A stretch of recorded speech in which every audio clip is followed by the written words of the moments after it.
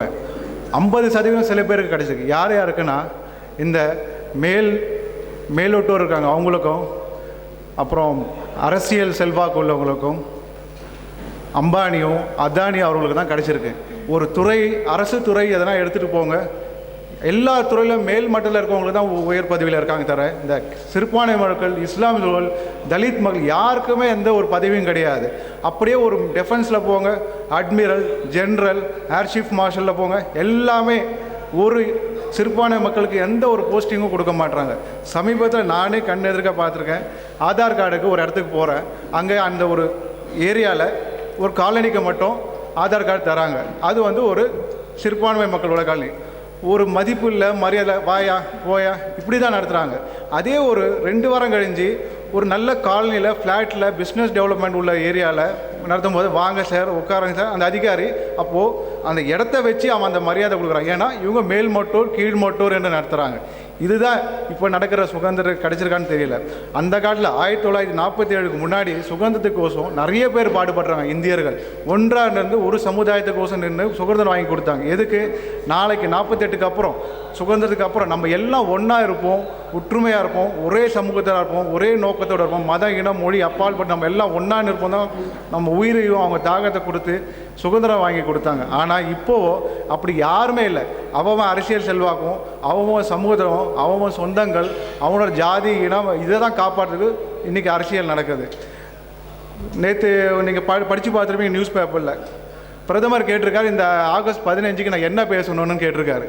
மக்கள்லாம் சொல்கிறாங்க இது நான் ஒன்று சொல்ல விரும்புகிறேன். என்னென்னா, ஒரு வருஷமாக அவர் சுற்றுப்பயணம் போயிட்டு வந்தார்ல, அதை தான் பேசணும் அவர். ஏன்னா ஒரு வருஷத்தில் அவர் அதை தான் பண்ணார். வேறு சமுதாயத்துக்கோ மக்களுக்கோ நாட்டுக்கோ எதையுமே பண்ணலை.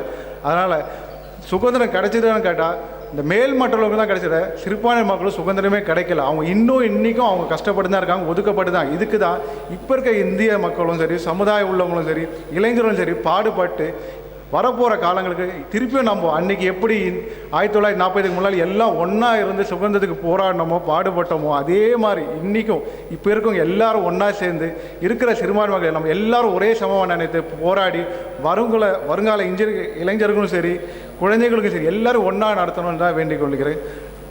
அதாவது இப்போ இருக்க மக்கள் எல்லாம் கனவு காண்ட சொல்கிறார் அப்துல் கலாம். கனவு காண்டுங்க, உறங்கும் போது கனவு காண்றீங்க, அதே விழிக்கும் போது நிஜமாக விழியுங்க. உண்மையாக விழித்து கனவுகளை உண்மையாக்கி அதுக்கு போராட வேணும்னு கூறி விடைபெற்று இந்த அழகான மாலை சுதந்திரம் எனும் சுவாச தலைப்பில் பேச அழைத்ததுக்கு நன்றி கூறி விடைகிறேன். அஸ்ஸலாமு அலைக்கும். டிஎம்சி தலைவர் சகோதரர் அலாவுதீன் அவர்களை அழைக்கின்றேன். அஸ்ஸலாமு அலைக்கும் வரஹ்மத்துல்லாஹி வபரகாத்துஹு. மதிப்பிற்கு மரியாதைக்கு உரிய தமிழ்நாடு முஸ்லிம் முன்னேற்றக் கழகத்தின் குவைத் பொறுப்பாளர்களே, தலைவர்களே, உபத்தலைவர்களே, செயலாளர்களே, கிளை வாயிலாக மண்டல வாயிலாக பொறுப்பு சென்ற என் அன்பு சகோதரர்களே, மற்றும் இன்றைய நிகழ்ச்சியினை அழகுபடுத்த இங்கே வந்து அமர்ந்திருக்கின்ற என் அன்பு சகோதரர்களே, உங்கள் எல்லோருக்கும் இறைவனின் சாந்தி சமாதானம் உண்டாவது என்று முதல் வார்த்தையை கூறிக்கொண்டு, தமிழ்நாடு முஸ்லீம் கலாச்சார பிரிவு சார்பாக என்னை பேச அழைத்திருக்கிறார்கள். இன்றைய தலைப்பு சுதந்திரம் நம் சுவாசம் என்று.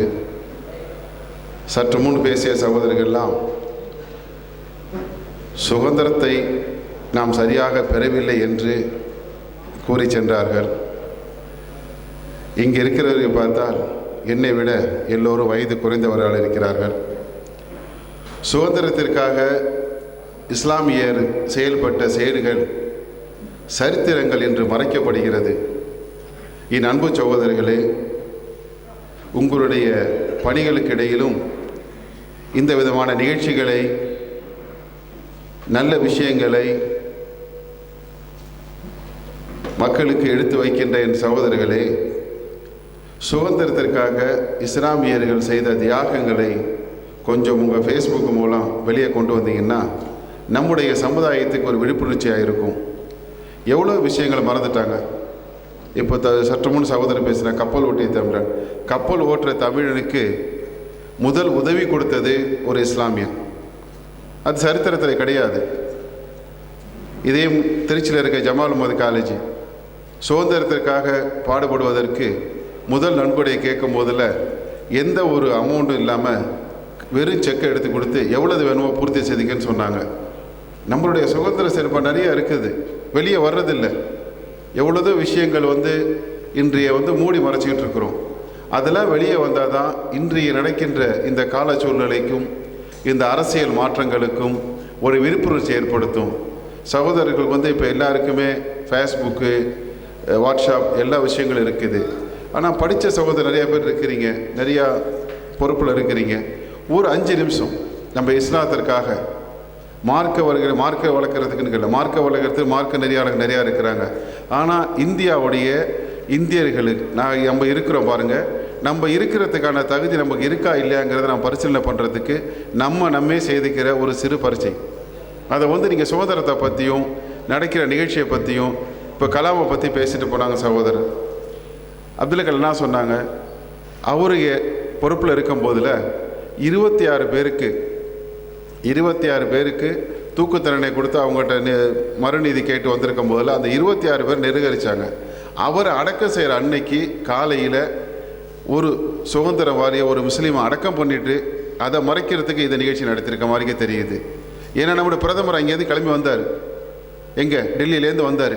எதுக்கு வந்தார், இவ்வளோ காசு செலவு பண்ணிட்டு வந்தார், ராமேஸ்வரத்தை எதுக்கு வந்துட்டு போனார் என்னன்னு தெரியலை. ஏன்னா அதே ஜெயவரில் 2 நாள் அங்கே தான் இருக்காங்க, அந்த நிகழ்ச்சிகளை எல்லாம் பார்த்தாங்க. ஏன்னா அந்த ஊர் எம்எல்ஏ இருக்கிறாங்க. ஆனால் இவர் வந்துட்டு ஒரு அரை மணி நேரத்துக்கு வந்துட்டு அவர் அடக்கம் பண்ணிட்டு அவர் போயிட்டார். எதுக்கு வந்தாங்க, என்னது, எல்லாம் நம்மளுடைய காசு, நம்மளுடைய செயல். எதை கேட்கணும். இன்றைக்கி நம்ம வெளியே எடுத்துக்க வேணாம், நம்மளுடைய வாழ்ந்துக்கிற கலாமை பற்றி கூட நிறைய விஷயங்களை சொல்லலாம். ஒரு முஸ்லீமாக இப்படி முஸ்லீமாக வாழ்ந்திருக்கிறன்னா அவர் இறை நம்பிக்கையில் இல்லை, ஆனால் நடைமுறையில் அவருடைய கரைப்படியாத அந்த கைகள் யார்கிட்டையுமே அந்த இலவசம் பெறலை. தன்னுடைய குடும்பத்தார்கள் 50 பேரை ராமேஸ்வரத்தை அழைச்சி அவங்களெல்லாம் சுற்றி காட்டி இது பண்ணுறதுக்கு அவன் சொந்த காசை முதலாக திருப்பி கொடுத்த ஒரு ஜனாதிபதி. அந்த மாதிரிக்கே சுயமாக செஞ்சுருக்க. இதெல்லாம் வெளியே வரணும், மக்களுக்கு கொண்டு வரணும். இனி அரசியல்வாதிகள் என்ன செய்கிறாங்க, தன் லாபத்துக்கு தான் இன்றைக்கி நாட்டை கூறு போட்டுக்கிட்டு உனக்கு பாதி எனக்கு பாதின்னு இந்த வரப்போகுது எலெக்ஷனில் யாருக்கு எவ்வளோ விற்கிறாங்க என்ன போகிறாங்கன்னு தெரியாது. ஆனால் இதுக்கு நம்முடைய சகோதரர்கள் தமிழ்நாட்டில் நிறையா கஷ்டப்பட்டுக்கிட்டு இருக்கிறாங்க, நிறைய நிகழ்ச்சி நடத்திட்டுருக்காங்க. இப்போ தமிழ்மான் சார் இருக்கட்டும், டாக்டராக இருக்கட்டும், சகோதரர் ஐதர் அலியாக இருக்கட்டும், இவங்கெல்லாம் தெரு பிரச்சாரங்கள் செய்துக்கிட்டு இருக்காங்க. அந்த பிரச்சாரம்லாம் யாருக்காக, அவங்களுக்கு நமக்கு விழிப்புணர்ச்சி கொடுக்கணும். நமக்கு இந்த சுதந்திரத்தில் பங்கு இருக்கணும், பங்கு இருக்குது. அதை உங்களை மாதிரிக்க சகோதரர்கள் நிறைய விஷயங்களை ஃபேஸ்புக் வழியாக நீங்கள் கொடுத்தீங்கன்னா இளைய சமுதாயம் மறந்து போகாமல் இருக்கிறதுக்கான ஒரு வழிகாட்டுதலாக இருக்கும். நாளைக்கு நடக்கிற சுதந்திரத்துக்கு இன்றைக்கே நம்ம ஒரு நிகழ்ச்சி நடத்தி அதை சிறப்பு பார்க்கணும் பாருங்கள். அதான் நம்மளுடைய இஸ்லாமியருடைய பண்பு. எல்லாத்தையும் நம்ம வாழ்ந்துக்கிட்டு தான் இருக்கிறோம், எல்லாரோடையும் இருந்துக்கிட்டு தான் இருக்கிறோம். ஆனால் செயல்பாடுகளை வெளியே கொண்டு வரணும். வாய்ப்புக்கு நன்றி. அஸ்ஸலாமு அலைக்கும். ரஹீம் வஸ்ஸலாத்து வஸ்ஸலாமு அலா அல் முர்சலீன். அம்மாபாத். இந்த சுதந்திர நம் சுவாசம் நிகழ்ச்சி ஏற்பாடு செய்த மாமக நிர்வாகிகள் மற்றும் உறுப்பினர்கள், இங்கு பெருந்திரளாக வந்திருக்கும் சகோதர சகோதரிகள் அனைவருக்கும் எனது சலாத்தை தெரிவித்துக் கொள்கிறேன். அஸ்ஸலாமு அலைக்கும் வரஹ்மத்துல்லாஹி வபரகாத்துஹு. இந்தியா சுதந்திரம் அடைந்து 68 ஆண்டுகள் முடிவடைந்து 69ஆம் ஆண்டை நினைவு கூறும் விதமாக நம்ம இங்கு அமர்ந்திருக்கிறோம். இந்த இடத்துல நம்ம நல்லா கவனிக்க வேணும். நான் கொண்டாடி கொண்டிருக்கிறோம் என்று கூறவில்லை. ஏனென்றால் இன்னும் நம்முடைய சமுதாயமும் தாழ்த்தப்பட்ட மக்களும் ஒடுக்கப்பட்ட மக்களும் இன்னும் முழுமையான சுதந்திரத்தை அடையவில்லை என்று நான் கூறிக்கொள்கிறேன். எவ்வாறென்றால் நமது சமுதாயங்கள் கல்வி, அரசு பணிகள், நீதிமன்றங்கள், அரசியல் போன்றவற்றில் ஒடுக்கப்பட்டிருக்கிறோம் என்று தான் கூற வேண்டும். எத்தகையது என்றால் நன்றாக தெரியும் உங்களுக்கு. அதாவது மாட்டு இறைச்சியை அறுக்கக்கூடாது, அதை உண்ணக்கூடாது என்று இன்றைய அரசியல்வாதிகள் நமக்கு அறிவுரை கூறிக்கொண்டு அவர்கள் சீனாவுக்கு 2 டன் மாட்டு இறைச்சியை ஏற்றுமதி செய்கிறதுக்கு திட்டம் வகுத்திருக்காங்க. அதுக்கான ஒப்பந்தம் செய்திருக்கிறாங்க. அதுவும் நமக்கு நல்லா தெரியும். கடந்த சில வாரங்களுக்கு முன்பு நம்ம தமிழ்நாட்டுக்கு வந்த அமித்ஷா அவர் தலித்துக்களுடைய இடஒதுக்கீடை ரத்து செய்ய வேண்டும் சொல்லி அவங்க வலியுறுத்திட்டு போயிருக்காங்க. இதுலேயும் பாசிச அந்த சங் பரிவார அமைப்பினுடைய உள்நோக்கம் இருக்கிறது என்று நம்ம தான் சொல்லணும். இவ்வாறாக நம்மளை கல்வி வேலைவாய்ப்புகள் போன்றவற்றில் அடக்குமுறைகளையும் இன்னும் அடிமைப்படுத்தி வச்சுருக்காங்க. நமக்கு முழுமையான சுதந்திரங்களை கொடுக்கலன்னு சொல்லலாம். இன்னும் பார்த்திங்கன்னா நம்மளை தாடி வைக்கிறதுலேருந்து பர்தா அணிவதிலிருந்து மஸ்ஜிதுகளில் பாங்கு சொல்லுவதிலிருந்து நம்மளை இன்னும் முழு சுதந்திரத்தை நமக்கு கொடுக்காம அதுலேயும் அரசியல் குறுக்கீடும் பாசிச குறுக்கீடும் இருக்கிறத இங்கே நினைவு கூறுறேன். இதில் இருந்து நம்ம முழுமையான சுதந்திரத்தை சுவாசிக்க வேண்டும் என்றால் நம் சமுதாய மக்களும் தாழ்த்தப்பட்ட ஒடுக்கப்பட்ட தலித் மக்கள் ஒன்று சேர வேண்டும். கல்விகளை அரசு பணிகளில் நீதித்துறைகளில் அரசியலில் நம்மளோட பங்களிப்பை முழுமையாக ஏற்படுத்தி அதில் நம்ம இடம்பெற்றாலே ஒழிய இந்த சுவாசத்தை நம்மளால் முழுமையாக சுவாசிக்க முடியாது என்று நினைவு கூறிக்கொண்டு இந்த வாய்ப்பளித்தமைக்கு நன்றி கூறி விடைபெறுகிறேன். அஸ்ஸலாமு அலைக்கும் வரஹ்மத்துல்லாஹி வபரகாத்துஹு. சாலிஹ் அவர்களுக்கு ஜஸாக்கல் ஹைரன் நன்றி. அடுத்ததாக இங்கு இந்த நிகழ்ச்சியை தலைமையேற்று நடத்தி கொண்டிருக்கும் தமுமுக மாமக குவைத் மண்டலத்தின் தலைவர் சகோதரர் தஞ்சை ஃபாரூக் மகாராஜ் அவர்களை பேச வருமாறு அன்புடன் அழைக்கிறேன்.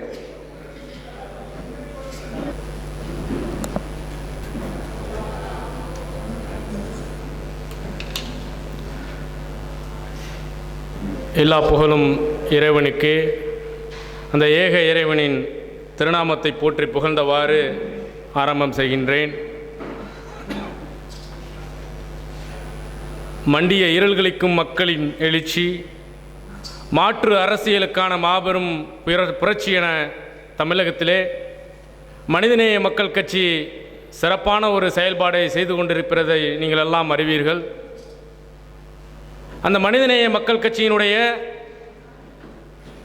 பேரவை அமைப்பாக குவைத்திலே மாமக குவைத் மண்டலம் என்ற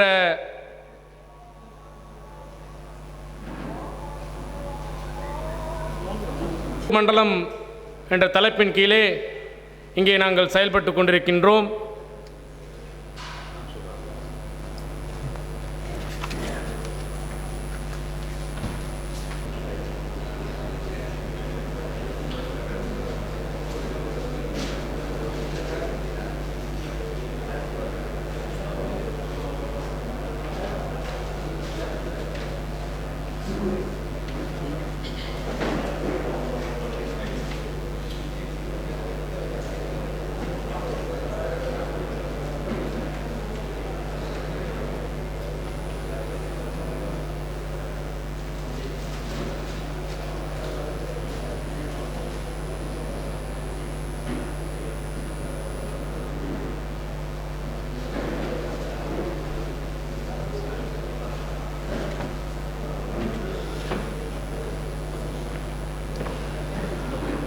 மாமக குவைத் மண்டலம் என்ற தலைப்பின் கீழே நாங்கள் குவைத்திலே செயல்பட்டு கொண்டிருக்கின்றோம். தாய்க்கழகம் தமிழ்நாடு முஸ்லிம் முன்னேற்றக் கழகத்தினுடைய அரசியல் பிரிவாக மனிதநேய மக்கள் கட்சி குவைத்திலே செயல்பட்டு கொண்டிருக்கின்றது. அதுபோல் தமிழகத்திலும் பல அரசியல் கட்சிகளுடன் இணக்கமாகவும் இஸ்லாமியர்கள், தலித்துக்கள், பிற்படுத்தப்பட்ட மக்கள் மற்றும் ஒட்டுமொத்த இந்தியர்களுக்காக மனிதநேய மக்கள் கட்சி பல குரல்களை அங்கே கொடுத்து கொண்டிருக்கின்றது. அந்த மாமக குவைத் மண்டலம் சார்பாக இங்கே வருகை தந்துள்ள உங்கள் அத்தனை பேருக்கும் சுதந்திர தின நல்வாழ்த்துக்களை தெரிவித்துக் கொள்கின்றோம். இந்த நிகழ்ச்சியை மிகவும் சிறப்பாக ஆரம்பித்து வைத்த அன்பு தம்பி வாரிஸ் அவர்களுக்கும், இந்நிகழ்ச்சிக்கு வரவேற்புரையாற்றி அமைந்த நிஜாம் அவர்களுக்கும், இந்நிகழ்ச்சியை தொகுப்புரை செய்து கொண்டிருக்கின்ற சகோதரர் ஜஃபருல்லா கான், அப்துல் சுக்கூர் மற்றும் நாசர் அவர்களுக்கும், இந்நிகழ்ச்சியிலே எனக்கு முன்னால் உரையாற்றி அமர்ந்திருக்கும் மனிதநேய மக்கள் கட்சியினுடைய கிளை நிர்வாகிகள் அத்தனை பேர்களுக்கும், தமிழ்நாடு முஸ்லிம் முன்னேற்றக் கழகம் மனிதநேய மக்கள் கட்சியினுடைய நிர்வாகிகளுக்கும், எங்களது அழைப்பை ஏற்று இங்கே வருகை தந்து பேசி அமர்ந்திருக்கக்கூடிய மாற்று அமைப்பை சார்ந்தவர்களுக்கும், எனக்கு பின்னால் பேச இருக்கக்கூடிய அனைத்து மாற்று அமைப்பு நிர்வாகிகளுக்கும், மனிதநேய மக்கள் கட்சியினுடைய நிர்வாகிகளுக்கும், மனிதநேய மக்கள் கட்சி குவைத் மண்டலம் சார்பாக எங்களது மனமார்ந்த நன்றியை தெரிவித்துக் கொள்கின்றேன். அன்பான சகோதரர்களே, சுதந்திரம் நம் சுவாசம் என்ற தலைப்பின் கீழே நாம் எல்லாம் இங்கே குழுமியிருக்கின்றோம். அதற்கு முன்னதாக சுதந்திரம் என்றால் என்ன? நம்ம எல்லாம் சின்ன வயசுலேருந்தே கேட்டுட்டு இருப்போம், சுதந்திரம்னா என்ன? முட்டாய் தருவாங்க. ஒரு நாளைக்கு இன்னும் பார்த்தீங்கன்னா சுதந்திர தின விழாவுக்கு லீவு கிடைக்கும். டிவியில் அருமையான நிகழ்ச்சிகள் நடக்கும். பாதி பேர் என்ன சொல்லுவாங்க, இரவில் கிடைத்தது இன்னும் விடியவே இல்லை அப்படின்ட்டு சொல்லுவாங்க. ஆக சுதந்திரம் என்பது ஒவ்வொருவருடைய பார்வையிலையும் ஒவ்வொரு கோணத்தை உருவாக்கி இருக்கின்றது. குறிப்பாக சொல்லப்போனோம் அப்படின்னு வச்சிங்களேன், அதுவும் மீடியாவில் சுதந்திர தின விழா அப்படின்னம்னா ஜெய்ஹிந்த் படம் போடாமல் இருக்க மாட்டோம். இன்றைக்கி நம்ம ஊரில் இருந்தோம்னா கண்டிப்பாக ஜெய்ஹிந்த் படத்தையும் பார்த்துருக்கலாம். அது மட்டும் இல்லாமல் ஒரு கணவனும் மனைவியும் சுதந்திரம் என்றால் என்ன அப்படின்னு கேட்கும் பொழுது வீட்டில் கணவன் சொல்கிறாரு, இந்த பொண்டாட்டியோட ரொம்ப தொல்லையாக போச்சுங்க, ஒரு சேனலை கூட மாற்ற விட மாட்டேங்கிறான், என்னுடைய சுதந்திரமே பறி போயிடுச்சு, நான் நினச்சபடி ஒரு சேனலை கூட பார்க்க முடியல அப்படின்னு சொல்கிறான். அதுதான் அவனுடைய சுதந்திரம் என்ற அந்த தலைப்பில் அவன் பார்க்குறான். வாலிப வயசில் உள்ளவன்கிட்ட போய் கேட்டால், நான் நல்லா சுற்றிக்கிட்டு இருந்தேங்க, சுதந்திரமாக சுற்றிக்கிட்டு இருந்தேன், எனக்கு பிடிச்சி கல்யாணம் பண்ணி வச்சு கடைசியில் என் சுதந்திரமே பறிப்போன மாரி ஆக்கி விட்டாங்க. வாலிப வயசில் உள்ளவனுக்கு இதுதான் சுதந்திரம் என்று அவர்கள் நினைக்கிறார்கள். காலேஜ் பையன்கிட்ட போய் கேட்டோம் அப்படின்னு வச்சுங்களேன், ஒரு பொம்பளை பிள்ளை கூட கடலை போட முடியலங்க, இந்த வாத்தியார் இருந்துக்கிட்டு பொம்பளை கூட பேசாதங்கிறாரு. அதுதான் அவனுடைய சுதந்திரம் என்று அவன் நினச்சிக்கிட்டு இருக்கிறான். பச்சை பிள்ளைங்கள்ட்ட போய் கேட்டிங்கன்னா சுதந்திரம் என்ன அப்படின்னு கேட்டிங்கன்னு வச்சிங்களேன், அம்மா இன்றைக்கி மிட்டாய் தருவாங்க, கொடிலாம் கொடுப்பாங்க, நம்ம வாங்கி பாக்கெட்டில் குத்திட்டு போகலாம், இதுதான் அவர்களுடைய சுதந்திரம் என்று நினைத்து கொண்டிருக்கின்றார்கள். சுதந்திரம் என்பது அதுதானா? அன்பான சகோதரர்களே, சுதந்திரம் என்பது என்ன? இன்னைக்கு நம்முடைய மூதாதையர்கள் எல்லாம் தங்களுடைய பொருளாதாரத்தையும் தங்களுடைய வாழ்க்கையையும் மனைவியையும் மக்களையும் பறி கொடுத்து இழந்து நமக்கு இந்த சுதந்திரத்தை வாங்கி தந்திருக்கின்றார்கள். மிகப்பெரிய வேதனையான விஷயம், இன்னைக்கு அத்தனை உண்மைகளும் வரலாறுகளும் மறைக்கப்பட்டு கொண்டிருக்கின்றது. இஸ்லாமியர்கள் தானே இன்னைக்கு சுதந்திரத்துக்கு முழுமையாக பாடுபட்டார்கள். ஆனால் அந்த இஸ்லாமியர்கள் இன்னைக்கு இந்தியாவில் இருக்கக்கூடிய ஏதாவது ஒரு காவல்துறையில் முக்கியமான பொறுப்புக்கு நம்மளால் போக முடியுமா? உளவுத்துறையில் நம்மளால் போக முடியுமா? குறிப்பாக சொல்ல வேண்டுமென்றால் ஐஐடியில் உள்ள நிறுவனத்தில் வேலைக்கு நம்மளால் போக முடியுமா? கேட்டால் என்ன சொல்கிறாங்க, இஸ்லாமியர்கள் மீது நம்பிக்கை இல்லை என்ற அந்த ஒரு குற்றச்சாட்டை சுமத்துகின்றார்கள். நாம் எல்லாம் விழித்து ஆக வேண்டும். விழித்து கொள்ளவில்லை என்றால் கண்டிப்பாக இஸ்லாமியர்கள் எல்லாம் ஒட்டுமொத்தமாக தீவிரவாதிகள், தேசப்பற்று அற்றவர்கள், நாட்டிலே நலன் கொள்ளாதவர்கள், இவர்கள் எதற்காகவும் இந்தியாவை நேசிக்காதவர்கள் என்பதை நம் முன்னோர்கள் மத்தியும் அல்ல, இப்போ இருக்கக்கூடிய இளைய சமுதாய மக்களிடத்திலே அழகாக கொண்டு சென்று விடுவார்கள். அதை நாம் அதை நாம் மாற்றியமைக்க வேண்டுமென்றால் எப்படியெல்லாம் நாம் செயல்பட வேண்டும்? குறிப்பாக சொல்ல போனோம்னா ஐஐடியில் கிட்டத்தட்ட 215 பேர் இருக்கக்கூடிய அந்த ஒரு வேலை செய்யக்கூடிய நிறுவனத்தில் கிட்டத்தட்ட 213 பேர் 212 பேர் பார்ப்பனர்கள் அங்கே ஆசிரியராக பணிபுரிந்து கொண்டிருக்கின்றார்கள். பாக்கி 4-3 பேர் கூட மற்ற சாதியில் உள்ளவங்க தான் இருக்கிறாங்க. இஸ்லாமியர்கள் இதுவரைக்கும் உள்ளே போக முடியல. அந்த இடத்துல அரசியல் எடுத்துக்கிட்டீங்க அப்படின்னா அரசியலில் இன்றைக்கி அவர்கள் கால் பதித்து ஒட்டுமொத்தமாக இந்திய அரசியலமைப்பு சட்டத்தையே மாற்றிக்கொண்டிருக்கின்றார்கள் அவர்களுக்கு சாதகமாக. அப்படிப்பட்ட நிலைகள் எல்லாம் மாற வேண்டும். அந்த நிலை மாற வேண்டும் என்றால் இஸ்லாமியர்களும் அந்த இடத்திலே, தலித்துகளும் அந்த இடத்திலே, நாம் அனைவரும் அந்த இடத்திலே சென்று பணிபுரிய வேண்டும். அப்படிப்பட்ட நிலையை நாம் உருவாக்க வேண்டும்.